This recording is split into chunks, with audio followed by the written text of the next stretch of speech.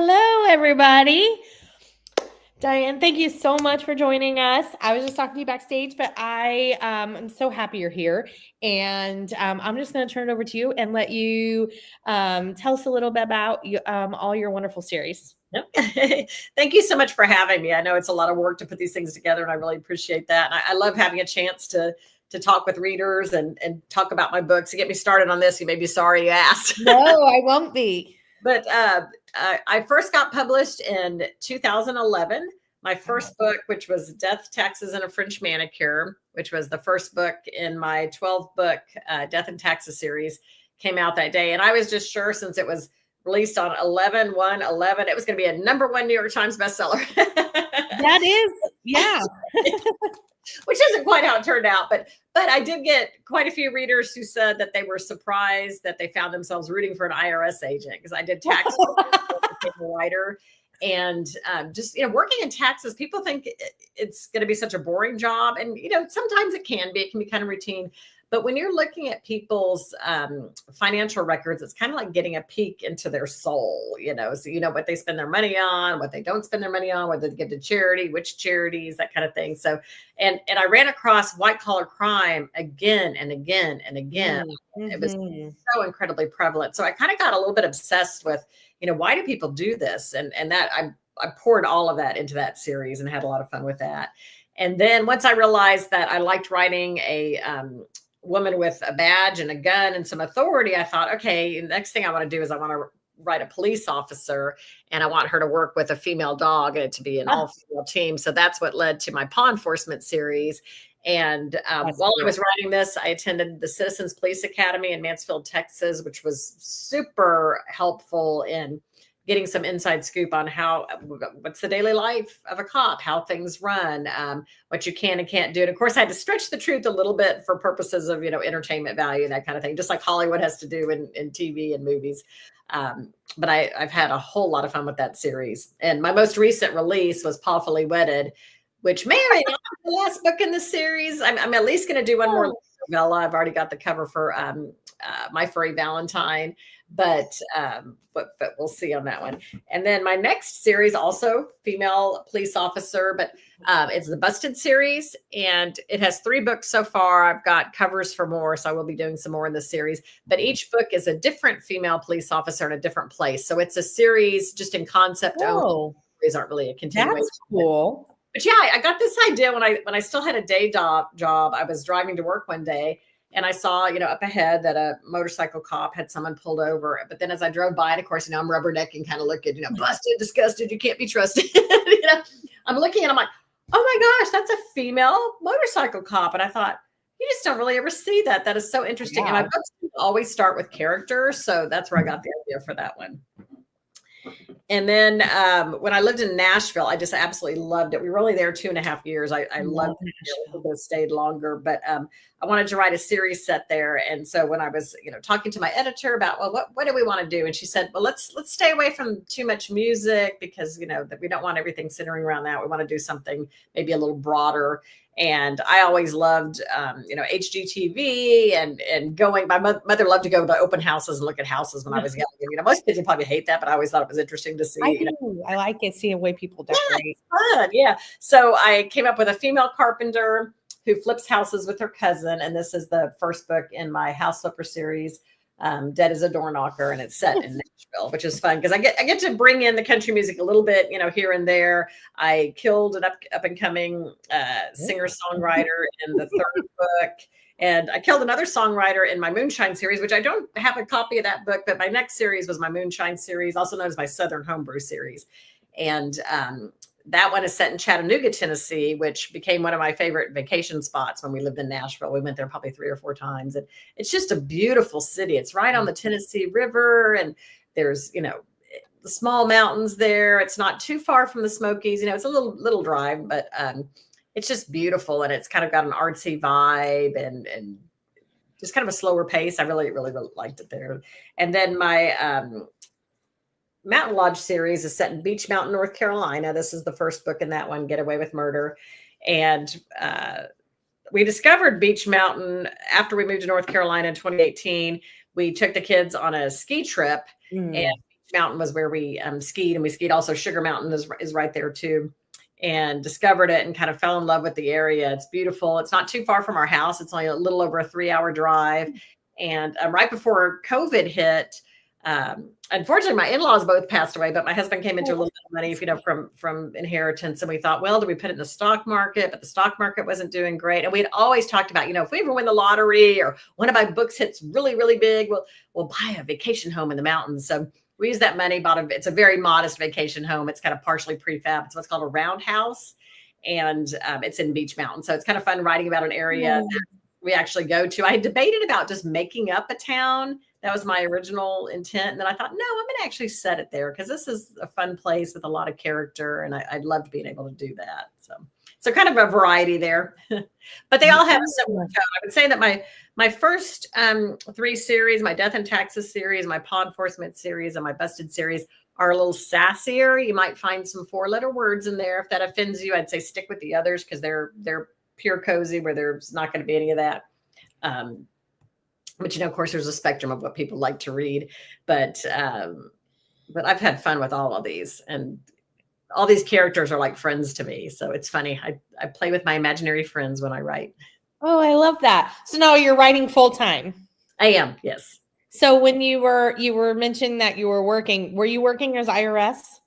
No, I never did work for the IRS. I worked on a legal hotline advising people on taxes and business matters. And but taxes and stuff. Yeah. So you did. So when I went to college, I didn't know what I wanted to do. My mother's like, well, you can't go wrong with an accounting degree. And she was right. There's a shortage right now. If anybody can't decide what to major in, I would suggest accounting is a good thing. You're going to have a job.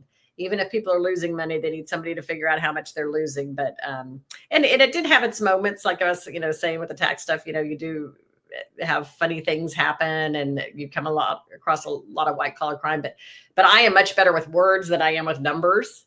I don't think I had a natural knack for that. It was just sort of something I fell into. So it's really fun to be doing what I love and getting to do it every day. Absolutely. So did you always want to be a writer? I did. But when I was young, I would write little things in notebooks, little poems, song lyrics, maybe a little story. But, and I, if somebody had said, would you want to be a writer when you grew up? I would have said, heck yeah. But I didn't think it was a realistic goal because I just assumed that writers were people who, were from New York City or traveled the world and, had connections that had done all these things. And as I learned later on, it really just takes an imagination and probably having a really exciting life, especially when you're young and you're developing your imagination. It's probably the worst thing that can happen, because we lived in the Midwest for a while. And then we lived, in the suburbs of Austin, Texas, where I'm here right now visiting my mom. And we didn't have a whole lot going on. My mother was kind of a homebody. So we didn't take a lot of vacations. We were, middle-class family, didn't have a ton of money to go to Europe, never been there. So I lived a lot in my head. And I think that's really kind of good training for being a writer is, think you're having to entertain yourself, Yeah. Through a lot of boring things. I was the youngest of 4, so I got dragged along to a lot of, lessons and all that kind of stuff and having to sit and wait, for my older siblings to be doing things. So I kind of just, I'd either bring a book or I'd make up a story in my head. That was the way I entertained myself. Also at church, which I probably shouldn't admit, maybe that's a sin, but when you're young and you're Catholic and you don't understand all the rituals and everything that's going on. Hear you. Stained glass, and you start looking at the pictures of stained glass and, make up stuff in your head. So, your Tara Holloway series, the tax series, is that completed? It is. Yeah. It has 12 books and 3 or 4 digital only novellas. Oh, okay. And then the Paw Enforcement might have one more. Right. If I get the rights back, see, I'm a little wishy-washy on some of these because I've had people ask me too about my Mountain Lodge and my Moonshine.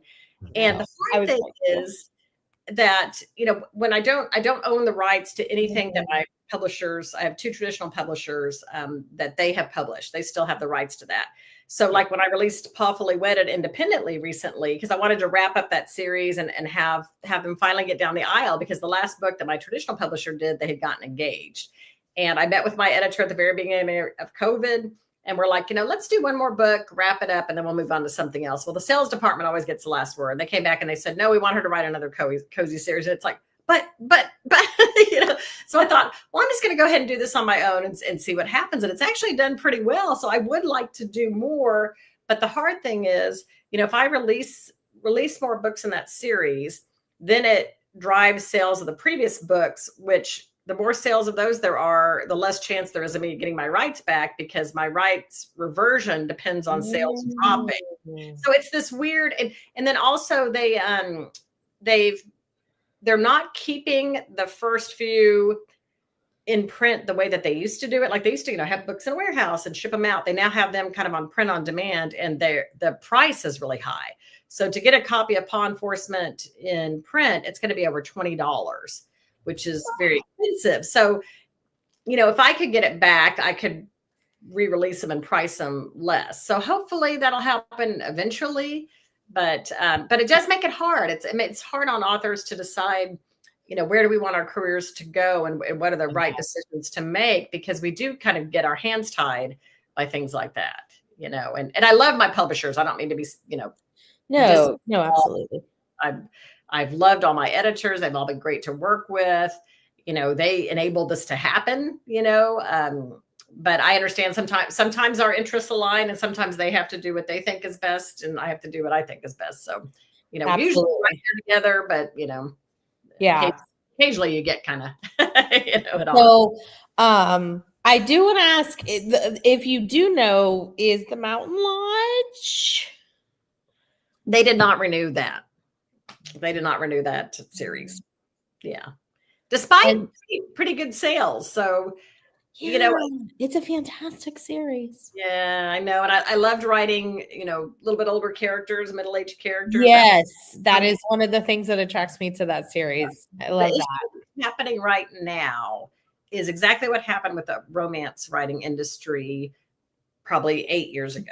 So the romance writing industry tends to have younger authors and very tech-savvy authors. So that was the first genre where indie authors, or self-published, I use those terms independently or synonymously, they were really the first ones to really take over a big part of the market share, because they would price their books lower, and there were so many great voices that weren't getting picked up by traditional publishers. So it was nice that the authors were getting some power, but it did kind of glut the market. So the publishers realized, we can't make as much money. And so a lot of publishers really contracted their romance lines at that time. And now that seems to be happening with cozies too, that the next genre where self-published and independently published authors are gaining traction is the cozy market. So now, even if what would have gotten somebody renewed, an author's contract renewed a few years ago, it's not enough sales. Unless it hits really, really big, they're like, let's try something new. Let's try something new. Try something new. So that's another, hard thing for authors to juggle. And I'm not the only one that's happened to, we talk to ourselves and we're all like, okay, what's going on? There's clearly something going on in the industry, but it's frustrating for us. It's frustrating for our readers, because we get attached to these characters. They become absolutely. And I bawled my eyes out when I ended the series. It was like, I thought I was never going to see these characters again. And it was like losing a friend. And my editor cried too. Yeah. You do get attached. And I was thinking, I keep saying this, I really want to start a series, but I don't know how I would do it. I really want to start a series. Do you remember MTV's Where Are They Now? I like the band. I want to do that with cozy mysteries. Like have an author do like a Where Are They Now? Your series has been over for 3 years. Give us an update on, what's going on in the town with the characters. I think that would be so fun, but I don't know if authors would be interested in doing that to like keep it going. But I just think that would be fantastic. I think readers would love that too. I think that's a very creative and great idea. Because I really do think about series that have ended and what those characters. I'm like, I wonder what's happening. I do because I'm emotionally attached. Like they still have a life. We're just not seeing it now. Right. And you know, right now I'm working on, it's the last book I'm contracted for in my House Flipper series. So I don't know if I'm going to be offered another contract or not. And from my other experiences, I'm kind of learning, like, I probably need to wrap everything kind of in a nice little bow. And, you know, it's funny because I'm noticing the same things happening with TV shows. Like, do you watch Hacks by any chance? With Jean Smart. It's a really clever, cute show. She plays a stand-up comedian. And the first season was good. And then after the second season, it felt like everything wrapped up. And then all of a sudden we hear they're having a third season. And my husband and I were like, they're having a third season. Why? You know, tied up in a nice little bow. And I thought, you know what? They weren't sure if they were going to get renewed, and they wanted the viewers to feel like they got a complete experience. And I can relate to that now, because it's like, you know, we want to do that too as authors. So now I've just learned, like, at the end of every book, you know, you really don't know. Because back when that happened with those romance authors, some of them were mid-contract and their contract got canceled. You know, so I've just kind of learned, okay, I think every book needs to end now in a place that can feel fulfilling and complete to a reader. Yeah. And I was thinking about, so Malice is coming up in a few weeks, and I'm doing a panel there. And I was thinking, I was answering some questions, and I was thinking about, I don't know how much, and maybe they do, but I don't know how much publishers take into effect, publishing houses, or take into account, like, is it lack of reader interest in a certain series, or is it the fact that you're charging $17 for an ebook? Because if it's my favorite series or not, I'm not paying $17 for an ebook. Yeah. Because as much as I read 4 or 5 books a week. Mm-hmm. Yeah. I can't do that. And I don't want to do that. I'm not paying that, you know? Yeah. So I'm just saying I don't know that that's fully thought about in that way. They just see the sales aren't what they used to be. And maybe they are taking that account. And I don't know the back end of it, but I'd be interested, because I think, there was a lot of interest in that series, at least in the community I'm in, but I hear a lot of people buzzing about that, you know, such and such. And so I just wonder about that. Well, do you get the sense that the market is diverging, and that, you know, there's readers that want affordable books that are just voracious readers, and they need to be affordable so that they can read them. And then there's collectors and people who want to, you know, kind of, and those people are probably the people that want the less expensive ones are probably reading a lot on tablets and e-readers. And I read on my phone. I have the Kindle and Nook app on my phone, and I'm always reading on my phone. And then there's the people who want to collect books and have like hardbacks in their bookshelves and collect them. So it's almost like it's diverging. And I think publishers are struggling with, well, what do they do? Because in the middle of my House Flipper series, they started changing the size of the books. So Batten Down the Belfry, which I think was book like 4 or 5 of that series, they made it in more of a trade paperback size. So it was thinner, but it was bigger, and it fit with the rest of the series. But the problem was people were getting away from mass market paperbacks for some reason. I don't know why size matters. You know? Yeah. I like the size. It fits in a purse. It's easy to carry along. So they tried that, but then I noticed when they reprinted them, they did it back in the mass market size. And then my agent pointed out to me, there was an article that came out that a certain book distributor is no longer going to be distributing the mass market paperback size. And I may not be getting this exactly right, so nobody hold me to this, but I want to say, and I can't remember the distributor's name, but I want to say they distribute to Hudson News, which is the airport bookstores, Costco, and maybe Walmart and Target or something. Because my agent wanted to know if St. Martin's was going to do anything different, you know, with the next book coming out because of that. And St. Martin said, no, we don't use that distributor anyway. And of course, most of the traditional publisher sales go to Amazon and Barnes and Noble and Books A Million, you know, Powell's, the bookstores, rather, as opposed to those other places. But it is interesting, because it's like, why, you know, it's all the same story. It's just different formats. And I guess I was kind of surprised that people have such a preference for that. Yeah. I mean, you know, I love these because, you know, hardcovers are more expensive. They're not as comfortable to hold. They're heavier. You know, they're heavier if you found them in a backpack or a purse or whatever. So to me, I love these. I'm with you. I'm with you. I'm going to pull up some comments. There's a lot of people that want to say hello to you. Hey, Sonia. She says, hey, bestie. Hello, Diane. Great to see you again. The Mountain Lodge series is one of my favorites. I also adore the House Flippers, too. I met Sonia with an I in St. Louis, and she had made this great journal with all the book journal with all these like really cool pages. Incredible. Thing I've ever seen. Yeah, incredible. She's incredibly creative. She has a great channel. Hey, Holly. Holly says, hi, Tiffany. Hi, Diane. I'm so excited to see you, Holly. I'll be seeing Holly different weeks at Malice. Hey, Cajun. She says, hello, everyone. Peach. These are great. Oh, what a cute puppy. I know. She kind of looks like my.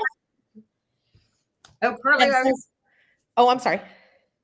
Kev says, hello, I'm currently working my way through the House Flipper series, and I'm caught up with the Mountain Lodge. I love both so much. Now what to read next? So much to choose from, right? We do the series next.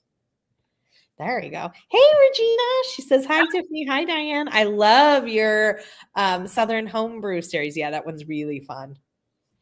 Yeah, I discovered moonshine when we lived in Nashville. And, I always thought moonshine just by definition meant it was homemade. Mm-hmm. So when we were at this bar called Tootsie's, which is kind of a famous bar, it's launched a lot of singing careers, and it's on that main drag, South Broadway in Nashville. And I saw, the little cards, I don't know what they're called, that they put on the table, and it was like, oh, get some old smoky apple pie moonshine. And I'm like, wait a minute, I gotta try this. We did some shots, and it was really cold. I was like, ooh, that stuff is good. And it's great, shot in iced tea, you can make it light. Ooh, yum.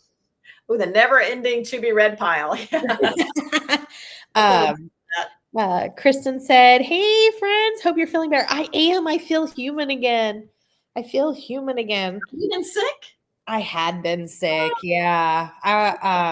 Yeah. So, but I'm feeling good again, and thank goodness, and got my voice back. I mean, what would we have done? Okay. Oh, goodness. Oh, I like that name. Says, hi, ladies. I wonder where that picture is taken. It looks like, I don't have my readers on, but it looks like it's like a rock formation. Is that what I'm seeing? I think it is, yeah. Beautiful. I love natural stuff. Hey, Reading Robbie says, hi there. Mansfield is about an hour away from me. So excited to read the Paw Enforcement series. Oh, yeah. I love living there. We left there in 2018, and actually we were in Burleson then. We left Mansfield in 2014, but I felt like it was kind of like I was still in Mansfield when we lived in Burleson because I still had all my friends there. And but yeah, it was fun writing about Fort Worth because there's certain cities that get covered a lot in books. There's a lot of things set in LA, a lot of things set in New York, and I thought no one's done Fort Worth, and I like it here. So yeah, there's not a lot of Texas. Period. I mean, in cozies. I mean, there's a few, but. Gail says, hi, everyone. Hi, Gail. Yeah. Thanks for coming. Beach Mountain is where the Oz, like Wizard of Oz. Yes. It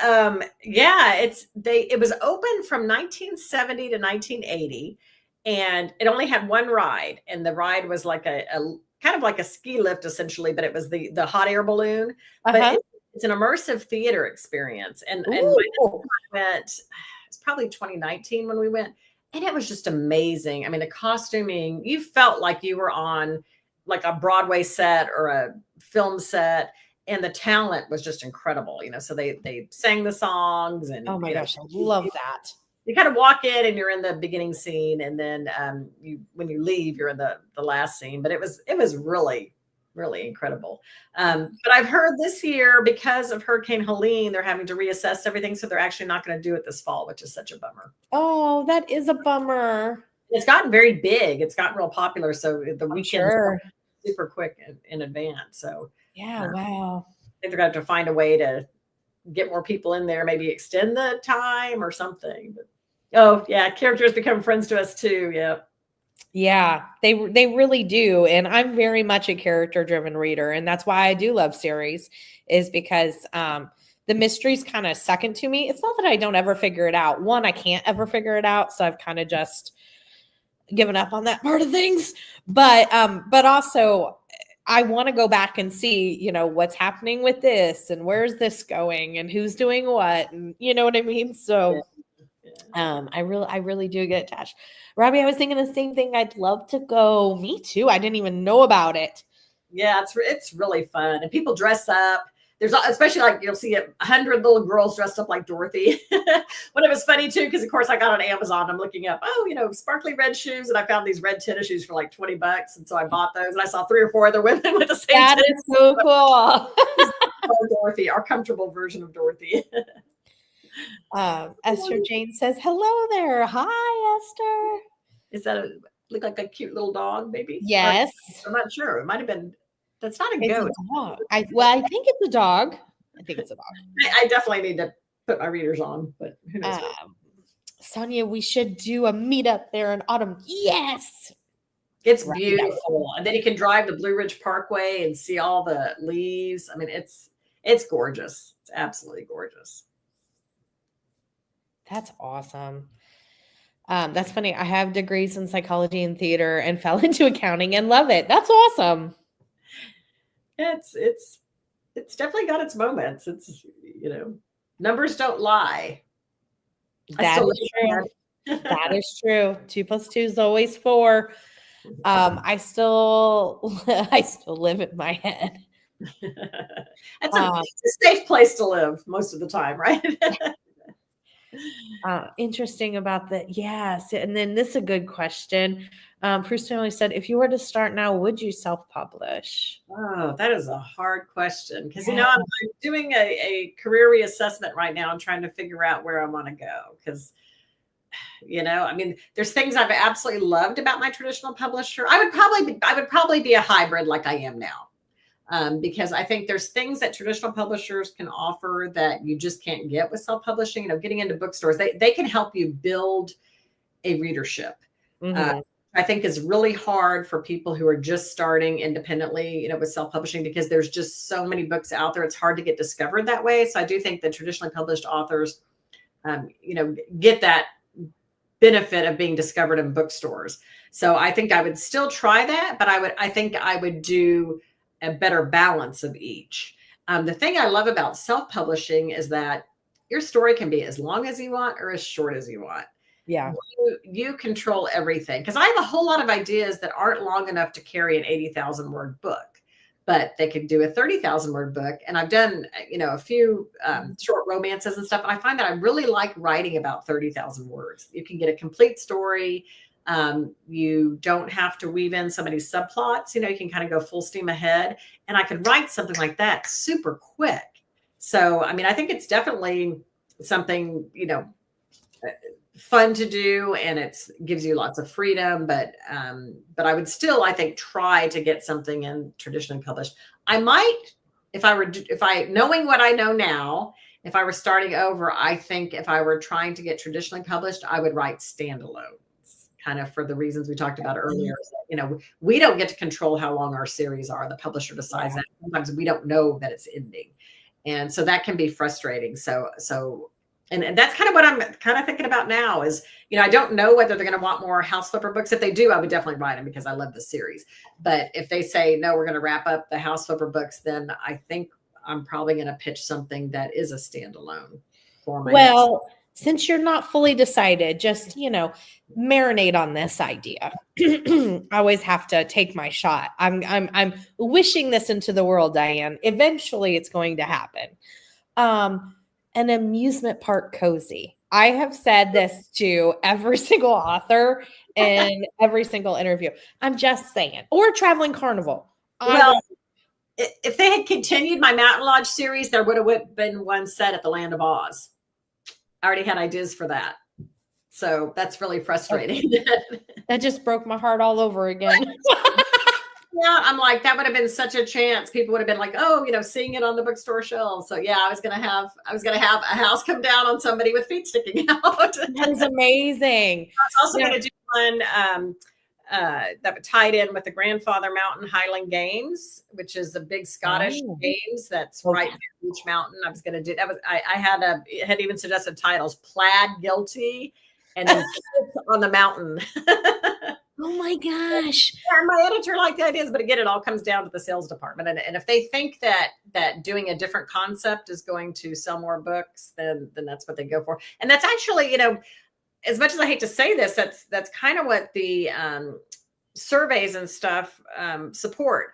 We tend to buy the same authors. Like I know I buy the same authors, religiously because I know what I'm getting when I buy them.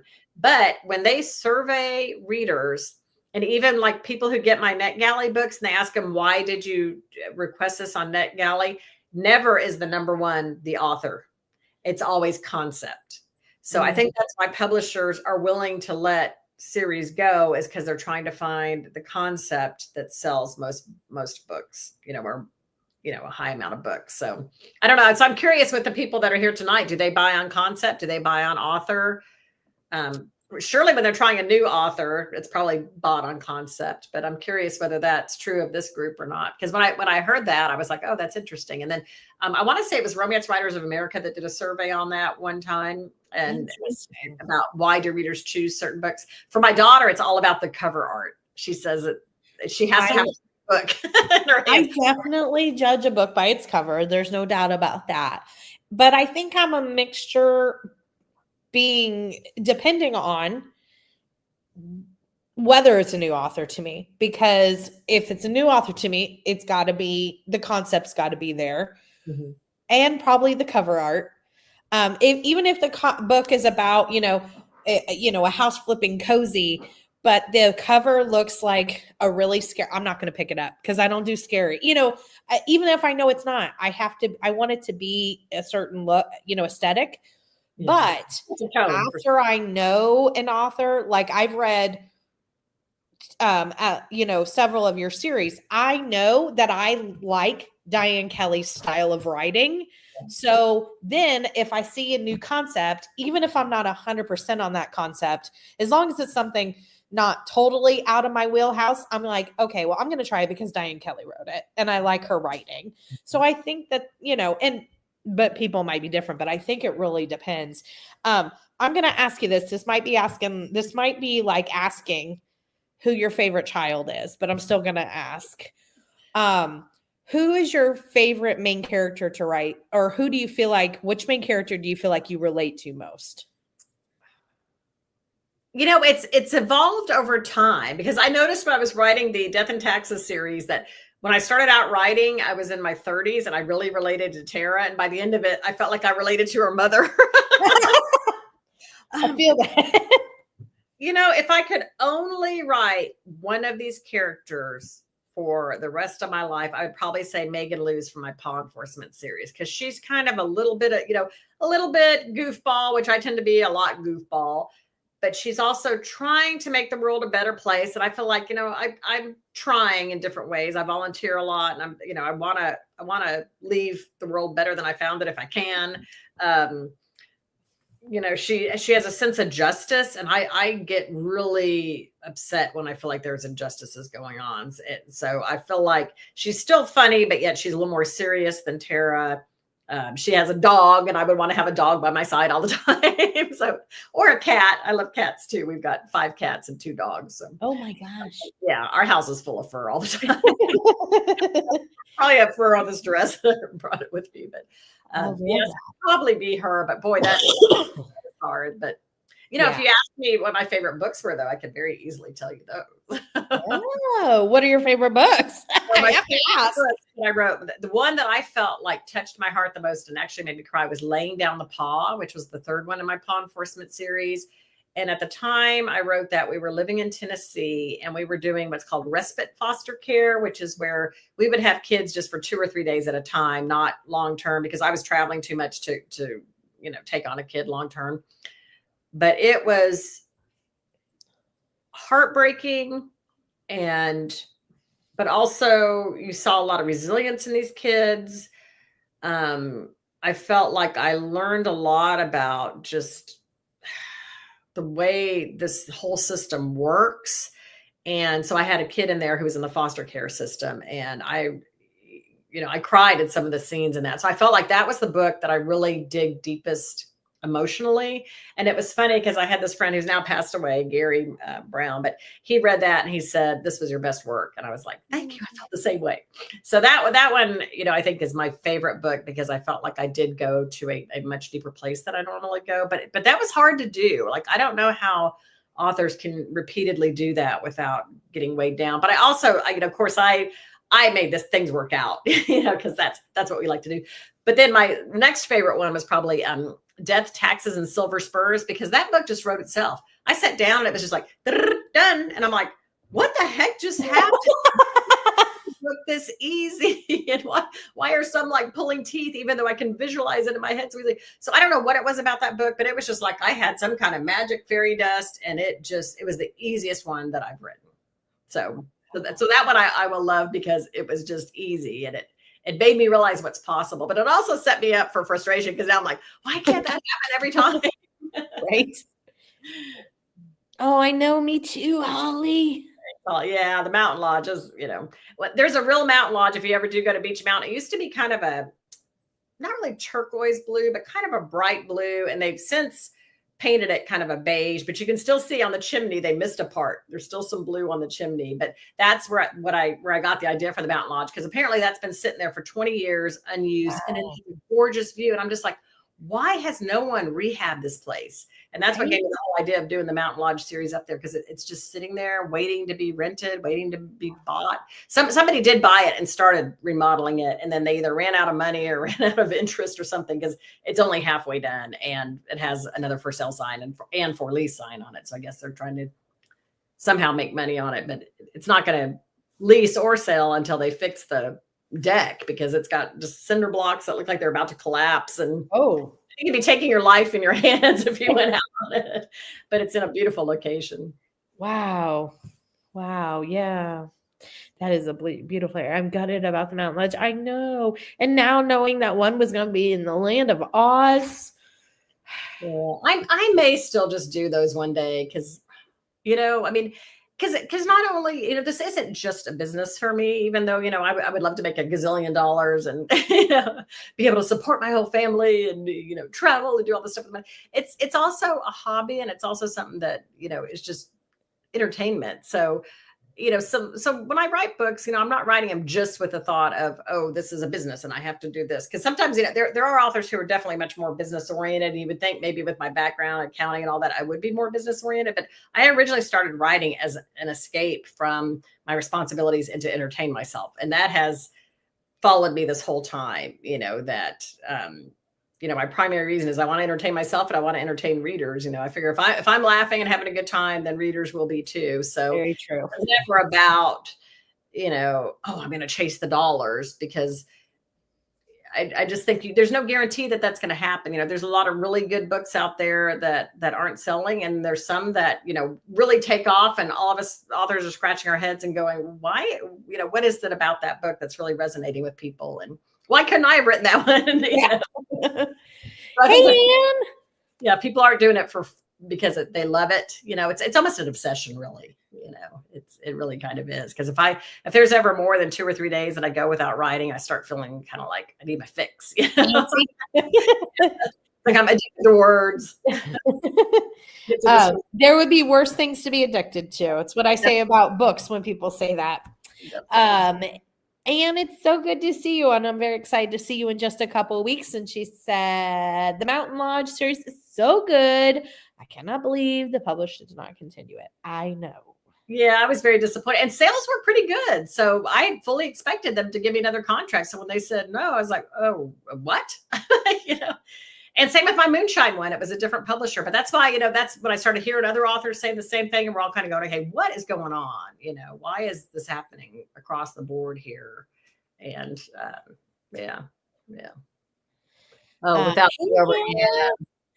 Hannah said, I can't get a hold of the first Mountain Lodge book without it being over 20 euros. So it's on my birthday list. Yeah, that's what I'm saying.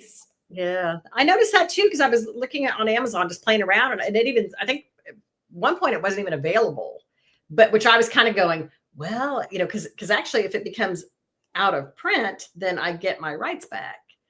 So, this is so hard, because I want readers to be able to find it, but at the same time, if I can get this back where I can fully control it, then I can price them how I want to price them, and make it available for people. So yeah, it's just really hard. It's really hard to figure out how to do all this. And boy, the industry, I started writing in like 1999 and joined Romance Writers America in 2004. That's when I really started getting serious about it. And the industry has changed so much during that time. I mean, it's just insane. And it continues. I mean, now AI is the big thing. And we're all kind of going, okay, you know, a publisher is going to replace authors with AI and then just hire editors to edit AI generated books. You know, is there a future in this? You know, what's going to happen? And I think there's a lot of maybe unnecessary fear, myself included in that category, but it's scary. And That would be scary. and I feel like, you know, trying to chase all these business related things and keep up with, well, what's happening in the industry, what's happening. It's just feels like a hamster on a wheel. So that's why I just try to focus on the work. Like, I'm going to be writing my stories, even if there was nobody to read them, you know? So, you know, even if the whole publishing world went away and I was in a cave somewhere, I would still be doing stories. So I just try to focus on that. Yeah. Speaking of St. Louis Cozy Con, hi, Blake. Blake says, hello. I just wanted to pop in and say hi. Diane was one of my first cozy authors and a favorite. I have an event tonight, so I can't stay, but wanted to send love. Blake, I hope you have a great night. I'm going to be messaging you about something. You're probably long gone. Thanks so much. Gail said, thank goodness I have all of the Pa and Tara series. I have all the other one. I'm missing the last 2 books of the last few series. Yeah. It's you know, print books can be getting harder and harder to find because publishers, or not publishers, bookstores, you know, some are cutting back on shelf space and things like that. Barnes and Noble, probably 4 years ago, started placing smaller initial orders, I think to cut back on space, warehousing space and that kind of thing. But then they would reorder pretty quick. So the publishers were kind of like, well, you know, how many do we print? How many do we do? So sometimes there's like I can't even tell it when it happens. Like there's a gap in numbers. And then when they reprint and ship them, it's like the numbers go back up again. So yeah. I mean, and I feel for publishers because I think it's really hard for them to keep up with. Sure it is. An industry and what the bookstores are doing. There's just a whole lot of moving parts in this industry. And, you know, but the ultimate goal is we want readers to be happy and give them, you know, that's the end focus, you know, is that we want readers to have stories that they enjoy. And yeah, it is. I honestly think there needs to be more of a move towards a hybrid where there's less control of rights after a series ends. Mm-hmm. Even if you go traditional, just because of the options of self-publishing in this kind of world. If a publisher drops you, if you're willing to write for the publisher as long as they let you, great. But when they choose to drop you, there needs to be less control of them holding on to those contracts or rights, at least for as long as they do. Yeah. Feel like there needs to be more give and take in that area. Not that they're going to listen to me, but I'm just saying.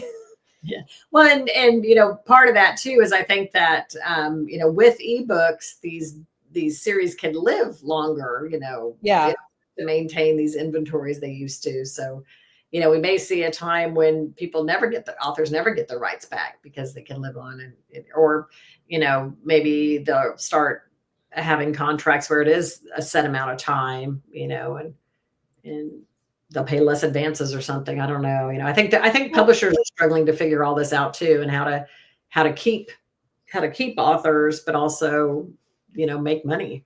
Well, and maybe they control the rights to the books that are published, but less rights of the concept of the story or the characters in the books. Yeah. You know, there's a lot of ways that could, you know, I don't know. Sonia said, we as readers get attached to the characters as well, for sure. It's hard to say goodbye to them. I love the idea to do Where Are They Now? Yay! I think that's really a great idea. I think that would be super fun. I love all your series. Yes, Anne. Yeah, thank you. I wonder if some series that I thought ended that have suddenly have a new one years later, is the author getting the rights back? I'm sure it is. Yep. Yeah, I would bet that's the case. I mean, that was part of the reason why I didn't get Pawfully Wedded out sooner. Was I kept thinking, well, maybe I'll get the rights back, and And then also just got busy. I mean, I had started that book and gone back to it so many times over about 4 years. And just one thing after another was happening to keep me from doing it. But I'm so happy when it finally came out. I felt like it was really a good book, and it's got really good reviews. It's like a 4.7 on Amazon. Oh, wow. I'm thrilled by that. It's like, yeah, that's amazing. So, do you yourself think that you would make a good sleuth? You write about a lot of sleuths. Do you think you yourself would make a good sleuth? That's a really good question. I think I might, because I tend to be very interested in why people do things. I'm a people studier. And I think that, who done it is often really why done it. And I'm always trying to figure out, why are people doing the things they're doing? Why, what is this all about?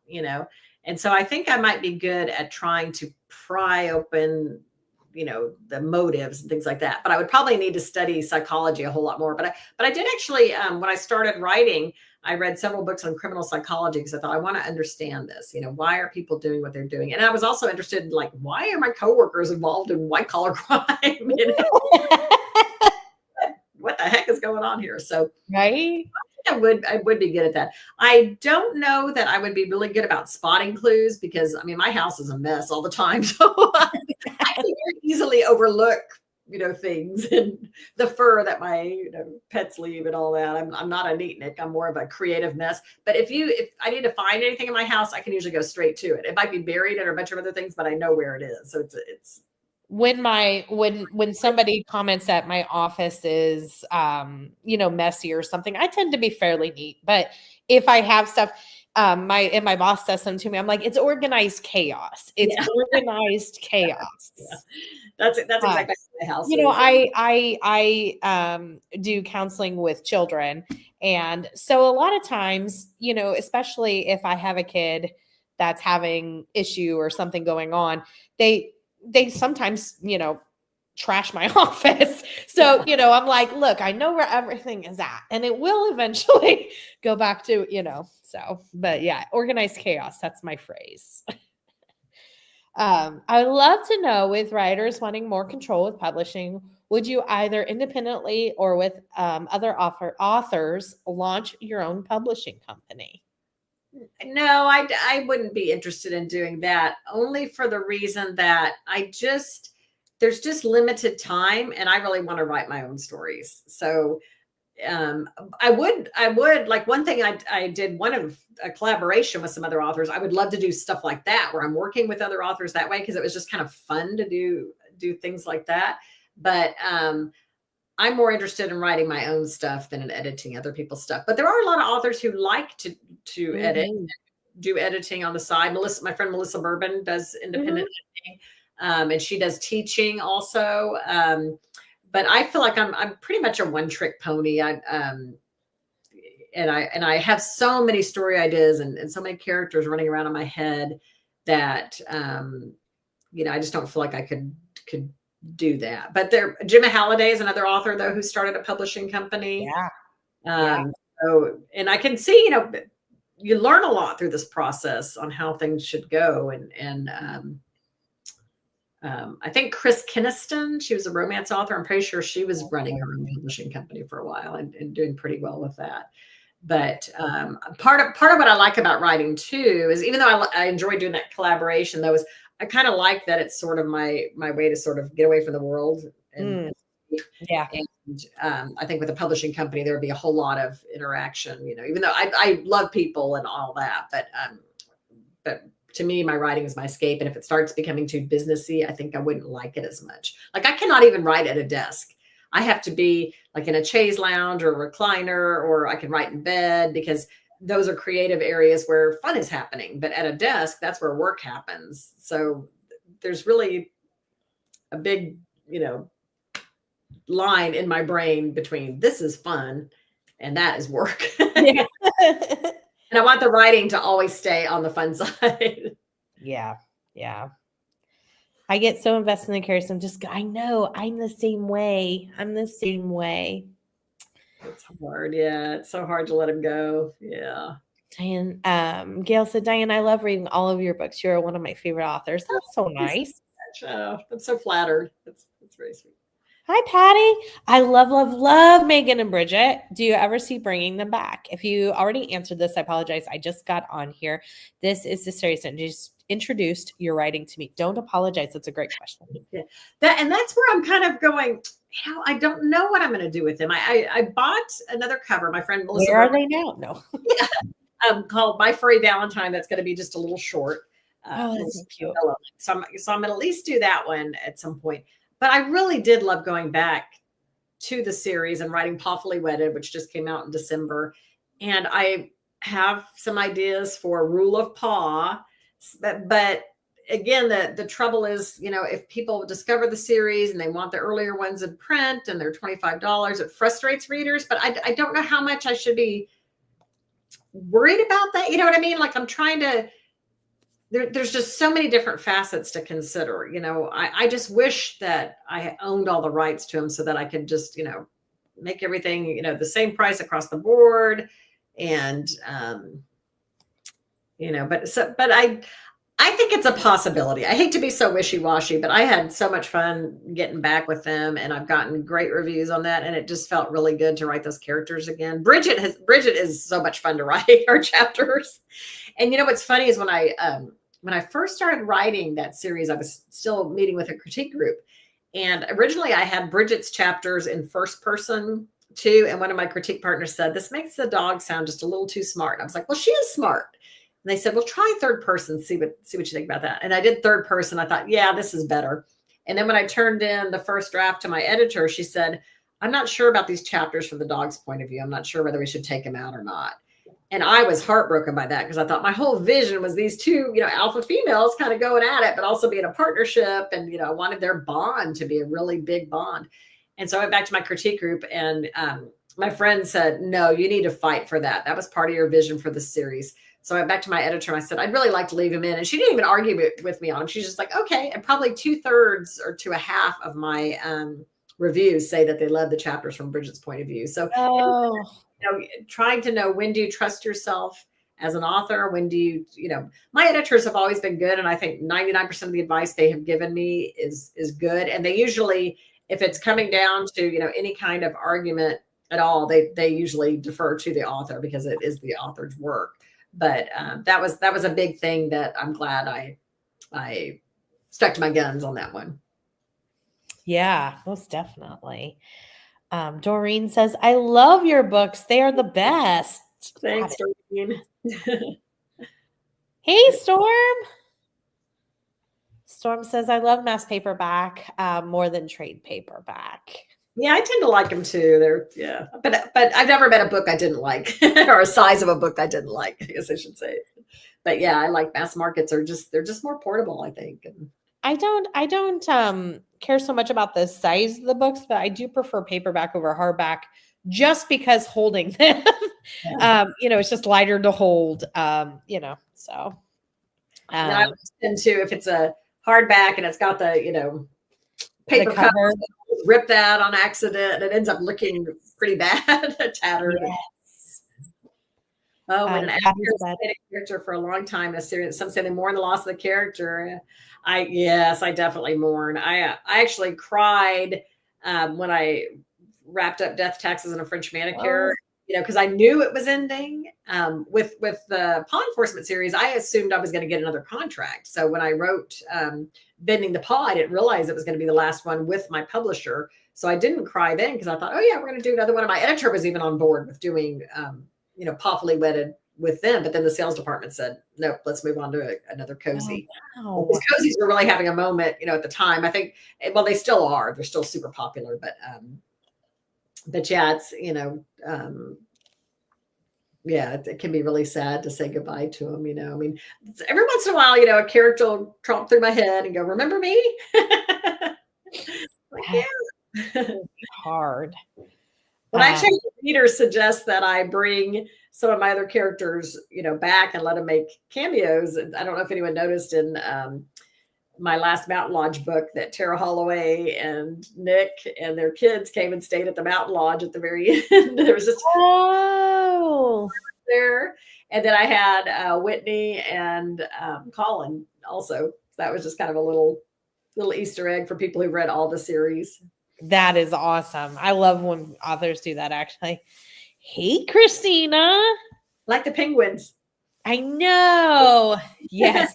He always says this: pause to hydrate, snack. Tell us what you had, because we nosy. We are. Check laundry, take meds, stretch, show some love to the like button. Make sure you sub and ring so you hopefully get notified. Thank you, Christina. Diane was kind enough to sign my book journal. I was thrilled. We authors were talking about you, Sonia, afterward about that lady with that cool journal. Man, we were all just like so honored that you took the time to make, these pages for our books. Amazing. Pretty and everything. I mean, it's incredibly flattering, and it's, it just awesome. Really makes our day, because we work so much in a vacuum, and even though we get, reviews online and stuff, we're not necessarily doing this for the reviews and all that, but it is nice to get feedback and to see, how much people enjoy our books. Because honestly, when I quit my day job to write full time, it felt kind of selfish to me, because I absolutely love writing and helping people with their tax problems. It was nice feeling like I was helping people, but I thought, I feel like I'm kind of doing this more for me, and it's entertainment. But then I had so many people that emailed me and said things like, I read your book when I was getting chemo treatments, or, your book took me up when I was going through divorce, or, whatever. So it is nice to feel like, even though this is primarily entertainment, that we need this. Yeah, absolutely. A mental escape. We need entertainment, and entertainment is essential. I was at a book club fairly recently, real life book club, and one of the women there, she was astounded that as much as I read, I don't read self-help books. I said, I'm not reading to improve myself. I am reading to escape reality. And I was kind of joking, but kind of not really. And I'm like, I wonder if she was just trying to tell me I had a lot to improve on. That was her way. Funny, because I think, I'm on the Friends of the Library board in Orange County. I'm actually the president, and we just had our used book sale, which is one of our big fundraisers. And we do have a self-help section. But I was like, somebody needs to write, you change books. I don't know what you would call them, but it's like, I don't need to change. Like, you need to change. Here's a book to make you better. Oh, that's funny. I'd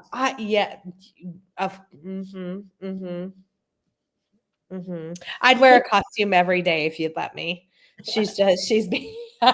Yes, absolutely. So the Land of Oz sounds exactly like my thing. Oh, it's I have to tell my husband about it later. He's already kind of giving me the side eye. Esther Jane said, it is a beagle named Charlie Brown. That's adorable. Oh, okay. Now that you say that, I can tell that it's a beagle. Oh, Charlie Brown. That's adorable. Prue's family says, thanks. You mentioned cozy market changing. Yeah. This industry evolves. I mean, one thing that I've heard over and over again, is there's some authors, if they are more business focused, they try to chase the market and write whatever's the popular genre at the time. And, that by the time a genre, is popular and you write a book and it takes you a year or two to do that and get it out, that they're on to something else. So, but every genre is going to have its core readers who are going to read that forever. Yes. Yes. So, advice that authors give to each other is just write the book that you want to write, and it's going to find a market. Like when I was first trying to break in, I had a very chick lit voice in my Death and Taxes series, and chick lit was on the decline. And I remember a lot of agents and editors saying, well, if you'd gotten this to me 2 years ago, I would have bought it immediately. And it's like, but it's just a matter of, eventually finding the right editor and right agent and all that. Yeah, it's always about, I mean, it's definitely linear. That's crazy. So I have to ask, if you write a lot about murder, if something happened to you nefariously, knock on wood, who would you want to solve your crime? It doesn't have to be one of your characters. It can be from TV, from books, from movies. Who would you want to be like, I'm going to solve Diane Kelly's whatever happened. I'm going to bring justice for her. Well, have y'all seen High Potential? No. It's a new TV show, and I can't remember who the actress's name is, but she was actually in Hack. She played the daughter of Gene Smart, but she is this woman who just has this like Mensa genius level, kind of like, and notices things, but also has just this encyclopedic knowledge of everything. So she can solve everything because, oh, in Cuba, there was a certain type of cigar and this little leaf of tobacco is from that, or whatever, so, I mean, it's kind of unrealistic that she can know all these things, but it's very interesting. So I would say either her or Megan and Bridget, because I think Bridget's she would follow a trail. She would figure out who had killed the woman that has a pantry full of dog treats. She would want to avenge yes my death. how dare they? Because spoiling dogs has been my mission in life. Listen. Sonia said, haha, if I had a nickel for every time Tiffany asked about an amusement park cozy, I'd have a vacation home in Europe. Well, look, I'm trying to get you there. Have you ever thought of writing that series? No. I love that idea. I think that's really fun. Just like, you're like, no, I'm over here. I just want to write. I just want to read. Because you think, okay, screaming, people would not hear screams, or if they heard screams, they're just thinking, oh, it's the roller coaster. You're in House of Mirrors. And there's so many different places and ways that they could be killed in an amusement park. Yeah. The main character, it could be from like a character at the park. So like the sleuth could be like one of the dressed up characters. I don't want to say a licensable character because I might get a cease and desist from Disney or something. Excuse me. So, but you know what I mean, that concept. Yeah. Oh, I think it'd be great. Yeah, it would be great. And I'm trying to get her a vacation home in Europe. I'll send you some nickels. I'll go back and kind of. And I could see like fun chase scenes. I always love to write chase scenes. You can see a fun chase scene where people are, jumping from one boat to the next boat in a water thing. Exactly. I feel like we're practically writing it here. You got an outline. Reading Ravi said, I would have loved that, Diane. You'll have to make a new Oz cozy, maybe see an amusement park cozy at the Land of Oz. Yeah. Reading Robbie, you're genius. Hannah said, Sonia, definitely go Italy for the European vacation. Ooh, I love that. Would be fun. Yeah. Never been to Europe. Italy. Never been to Europe, but I've heard Italy's beautiful and I love pasta. Gail said, for me, it's about the author. Yeah. And Sonia said author. I always go to authors first, but I'm a cover girl too. You know what I am? I am a title person. A title will grab my attention. That's how I've gotten sucked into a lot of new authors, is if a title, especially if it's funny. Like, I don't know if anybody's read Christopher Moore, but he has these crazy books like Island of the Sequin Love Nun. And one of them is Biff, the story of Christ's childhood pal.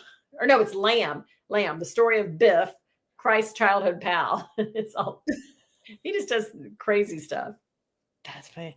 I'm a title person too, but when I think about cozies anyway, because I love the puns. Yeah. I love the puns. So they can sell me too. Well, and I wish I could claim credit for my book that's coming out April 1st. It's Dead Post Society, but my editor came up with that one. That is great. The one I'm working on now is The Barn Identity. And she came up with that too. I was calling it Barn Raising the Dead. Which I thought was pretty good, like a barn raising and raising the dead. Yeah. Where they have the before and after. But I'm going to make that a chapter title now instead. But my editor's got a knack for titles. That is good. Yeah, Anne said, I always automatically purchase authors I love, but we'll choose new books based on concepts. See, I'm with you. Mm-hmm. Yeah, that's kind of what I do too. Yeah. Oh, how do I do the concept? It's just sort of what the plot line centers around, like an amusement park or house flipping or moonshine, the concept of that, like a moonshine store or coffee shops, bookstores, that kind of thing. And also, genre is kind of part of concept. Like the main theme, I would say. Something like that. Yeah.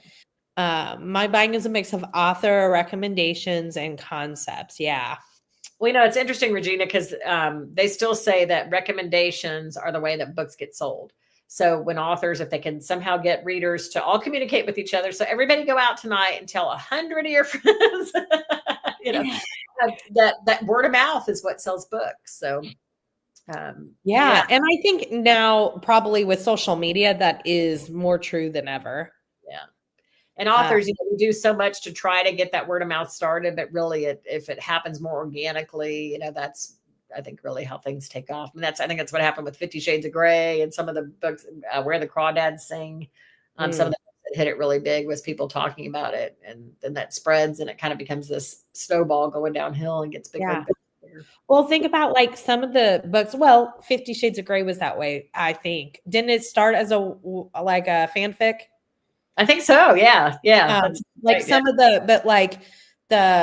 the big series now that started as fanfics, that was because of social media and readers talking about these books that were just Wattpad or, whatever. And now they have big book deals. So I think there's a lot to be said for that word of mouth and, all of that.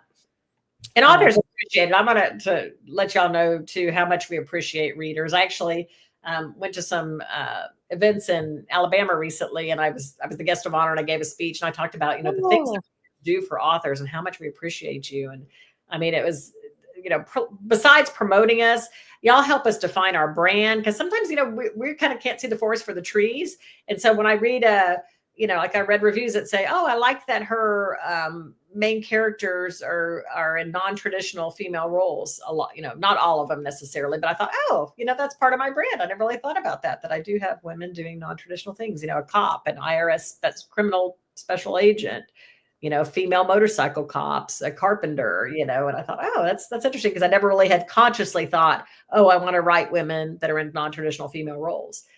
So that was helpful. And I tell you, if I'm having a bad day and I get contacted by a reader that says they love my books, it can change my mood like that. I mean, it's just like, oh, yay. Yeah. It really. I really like that. Like in the Mountain Lodge, particularly, I like that the main character is a little bit older. I feel like cozies have not all, obviously, clearly, but I feel like there's a big polarization between they're either very young or we got the seniors, and I love a good senior. It's probably my favorite age group, but I like when there's because we don't get them. We don't get like a middle-aged woman, and I'm like, there's a market for that, especially because the people age group probably reading cozies. Yeah. I mean, there's a lot of seniors probably too, but I would venture to say there's probably a big demographic of middle-aged women. Well, it is funny because the older I get, the more I kind of go, wow, people act like middle age is bad or getting older is bad. It's like, I would never want to go back to being younger than I am now, or not knowing what I've know now, because I've learned a lot of hard lessons along the way. And I'm not trading that for anything. I'd love to have the energy I had when I was young, and the some of the other benefits of that, but I also love too, it's like, past the age of worrying about raising kids, and, we're a little more settled now and a little more secure, not having to feel like we're having to scramble and, oh my gosh, are we going to get the bills paid? And, the kids are out and they're self-sufficient and support themselves now, so there's just a lot of independence with this age that really is nice. It's almost like having a second childhood, but except that you get to control it more. So it's kind of I think this hidden secret in our society that, middle age is awesome. I agree with Tiffany about what I bought. You should. No, okay. Thank you, Rachel. I do both. There are some authors that are auto buy for me. Some are title. I love a punny title. And I have bought because of a cover and, of course, concept.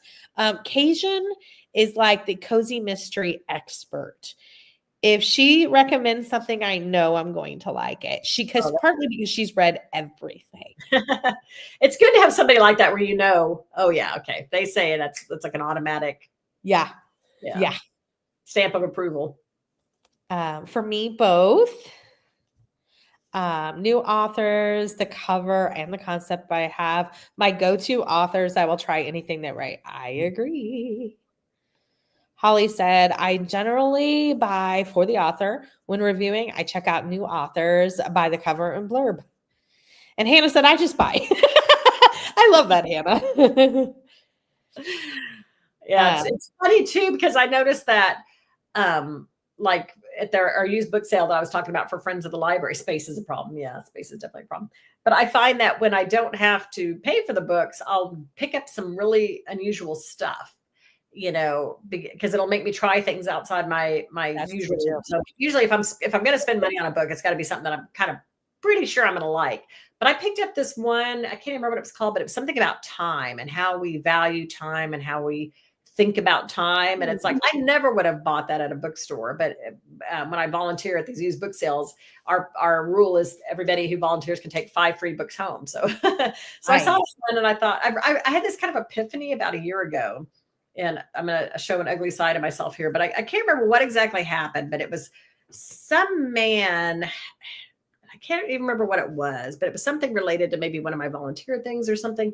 But he wasted a bunch of my time with just stuff that he didn't need to be doing. And I was so disproportionately angry about it. And I thought, he just kind of made a mistake. Why am I so angry about this? And I thought, it's because he wasted my time, and my time is my most valuable thing. I can always get more money at work or whatever, but I can't ever get that time back. And so when people waste my time, I get really annoyed. So I think that's why when I saw this book on time, I was like, okay, I want to think about my relationship with time and why I'm, that way. I think that's part of why I talk so fast. I'm trying to get as much said as quick as I can. People rarely guess that I'm from the South because I talk so fast. They're like, oh, you must be from Chicago. And it's like, So I want to go breeze through some of these comments because I know I've kept you a little longer than usual. I have one more question that I always ask everybody. And I ask this so that because I want you to be prepared. If Hallmark were to call you, yeah, exactly.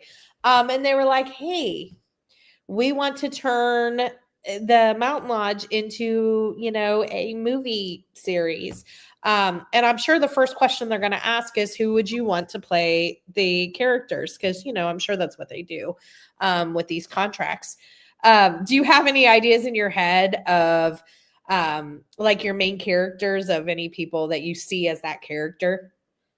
Misty would probably be, Patricia Heaton.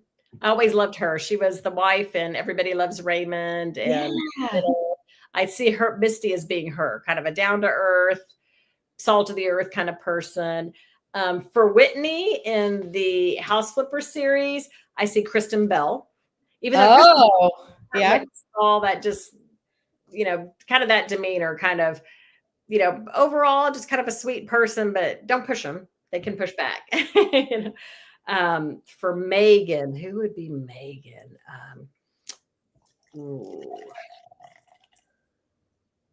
I don't have a particular person in mind for her. Tara would have to be somebody very rambunctious. Maybe Aubrey Plaza. Aubrey Plaza might work for Megan, actually, too. I like her because she's funny, but she can also be kind of snarky, so she doesn't take crap. She could work for either one of them, actually. Yeah, now that I'm thinking more about and Plaza, I think she does have some Latina blood, so that would work for Megan. So yeah. Nice.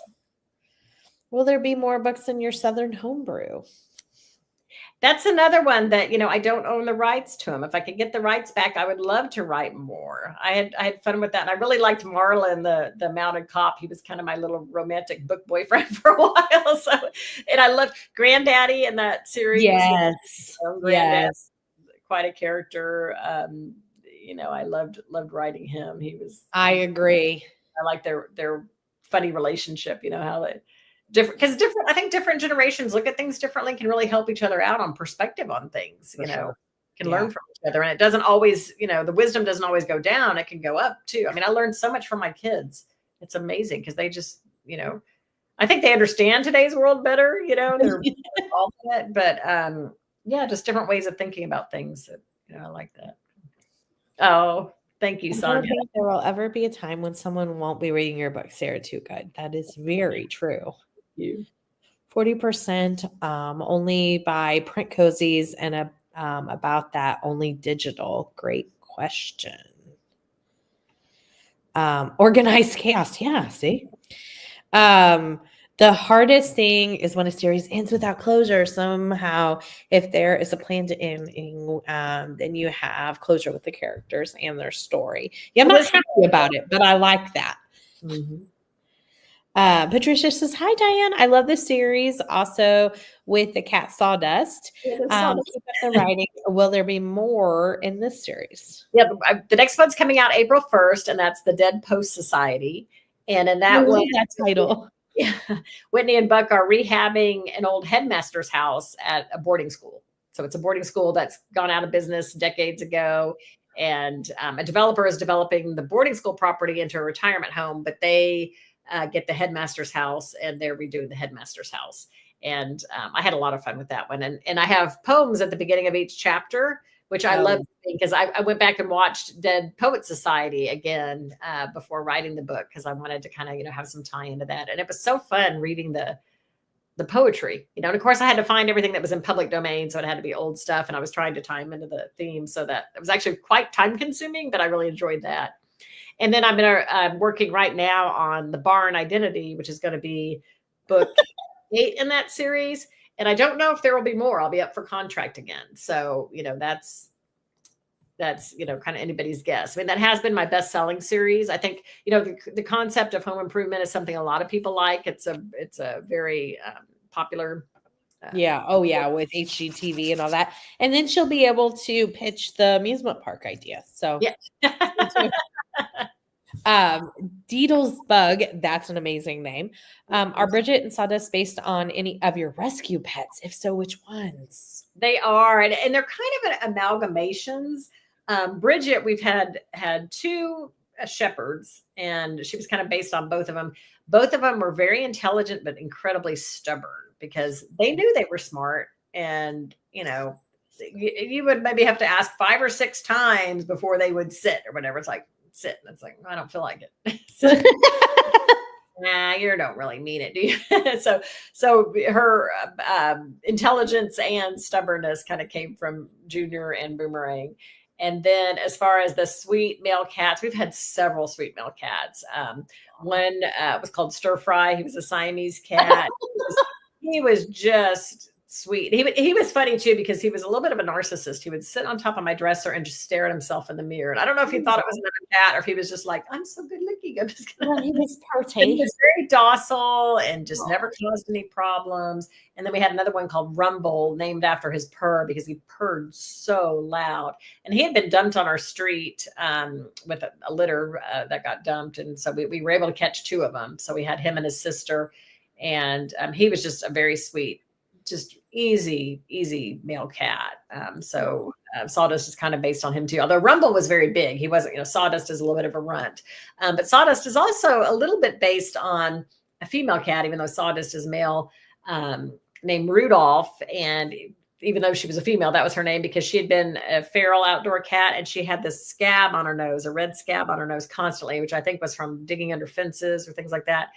And we found her when we lived in Mansfield, Texas, and we were feeding her, and we put a dog house in the garage with a heated blanket in there in the winter. And we tried to bring her in at that point in time, and she just freaked out because we already had cats. And I think she felt like it was their territory, and she would just throw herself at the window trying to get out. But then when we moved from Texas to Tennessee, I was like, I cannot leave this cat behind. She's dependent on us. She's, part of the family. I'm not going to do that to her. We're just going to have to find a way to make this work. But then when we got to Tennessee, I think because the house didn't smell like any cats yet, she settled right in. It was the weirdest thing. Cats all got along and she wasn't freaking out anymore. She was kind of like, oh, this is nice. Why haven't I come inside sooner? Very cushy, but I think it just didn't smell like anyone's territory. No one, there wasn't a lot of fur in there and everything yet. So probably. Yeah. Pizzazz said your House Flipper series is my favorite. Thanks. Yeah, that's definitely my most popular. Anne said, I agree with Tiffany. I definitely read to escape reality. I read every morning when I have my tea and it settles me for the day, sort of like meditation. I agree. I love that. It really is. My husband and I, we both had Tubi Red stacks that are just miles high, Oh, and we got in this habit of every evening we would sit and watch TV, and sometimes we'd even be looking for something to watch. And I'm like, why are we doing this? We'd always read, like going to bed and stuff. But I'm like, we should just start having evenings where we sit here and read. I mean, we're not talking to each other when we're watching TV necessarily. So it doesn't really matter if we're reading separate books. And we love doing that. And I yeah. get a lot more read and slowly making my way through my pile. I Yeah. tend to I tend to read a lot in audio just because, I can listen while I'm walking the dog and Mhm. what little exercise I do, I can listen then or in the car. I tend to do a lot of long Too. road trips, and I can listen on long road trips or. I listen in the car. And when I do stuff around the house too, I agree with you. Hannah said, I love High Potential. Yeah, it's very interesting. They do. Oh, Kate Olson, thank you. Yeah, I couldn't remember her name, but yeah, she's good in that role. It's very interesting. And It kind of Chris reminds said me she loved it too. yeah, like a female monk. She said it's a Oh, remake of a French series. interesting. I didn't That know. is interesting. Yeah. Cannot wait for your April 1st book release. Feels like forever. At midnight, I will be reading the book. That is awesome. Thanks so much. Yeah. Yeah, a year between book releases feels long. There was one point where I was writing 3 books a year, so I had a book coming out every 4 months, and it was just like boom, boom, boom, boom, boom. And then I got down to 2 a year, and then my last contract, I'm down. I've just been doing 1, which worked out pretty good because I've had some issues. I'm actually at my mother's house right now. She's got terminal cancer, and I'm staying with her for a while. But she's doing pretty good. She's going to live until she can't live anymore. So she's Good for got her. attitude and all that. But it's kind of nice to not feel that time pressure right now. Yeah. I will definitely come visit. Yes, thank you. It's awesome. I wonder about demographic and representation. Those who are disabled, students who may not make friends easily, and those who don't fit that social expectation of marriage and kids. Yeah, I think that's a great point. I feel like we see a lot of the same representation in cozies. I do feel like it's getting better. But I do feel that way. I feel like cozies came on the scene a very narrow road at one time. It was this is what, and I think that there are ways that it's still like that. And then I feel like there's ways that it's kind of started to change a little bit as well. Well, I think with cozies too, there was a sense that people want kind of this idealized, Mayberry kind of life. Time, but I think things are getting edgier. And that was part of the reason why, in Get Away with Murder, the woman's divorced. Because I thought, I have lots of friends who are divorced, and marriage isn't always easy. And I thought I want to make this kind of realistic, and for not every relationship is meant to last forever necessarily. So I liked that I got to explore that in there. It was in an author interview, and it's been a while back, so I don't remember who it was, but they said that not cozy mystery, that's a lie. Mystery authors have, I don't know if they were making this up or not, so I can't quote that this is a fact, but mystery authors have long-standing marriages, and the divorce rate is lower because when they're mad at their spouse, they just kill them in a book and then they're better. Yeah. I'm like, okay, that's brilliant, but I don't know if they were just feeding me a line, but yeah. They're afraid to leave them because they may end up dead. Your point about diversity and inclusivity and things like that. Like I know I've tried to make an effort to do that in my books, like in Snow Place for Murder. I was skiing one time and I saw a disabled skier, and they were in this really cool little thing, and they could ski kind of like a sled thing, but they were really hot dogging it down the thing. So I had some skiers that use that kind of equipment in there. And I think, just the world in general, we're getting a lot more aware that, not everybody is the same. And that's part of what makes, variety is a spice of life. And it's what makes things so much more interesting. So yeah, I mean, it is nice to see that there's been, an evolution, I think, Absolutely. a lot of that stuff. And trying to,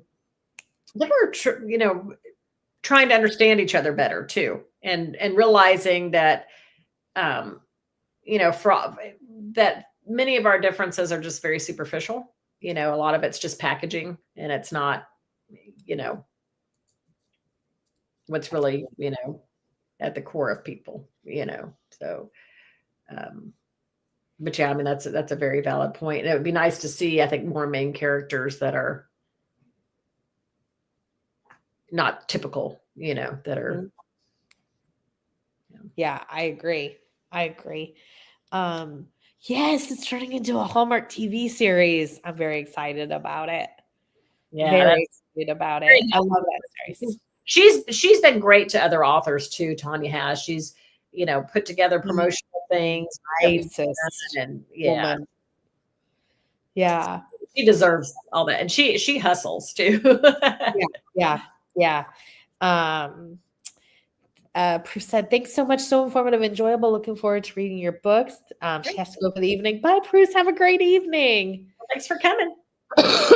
Absolutely. Hannah said you may like a Channel 4 UK channel series called Patience. Oh, I have to check that one out. Thank you.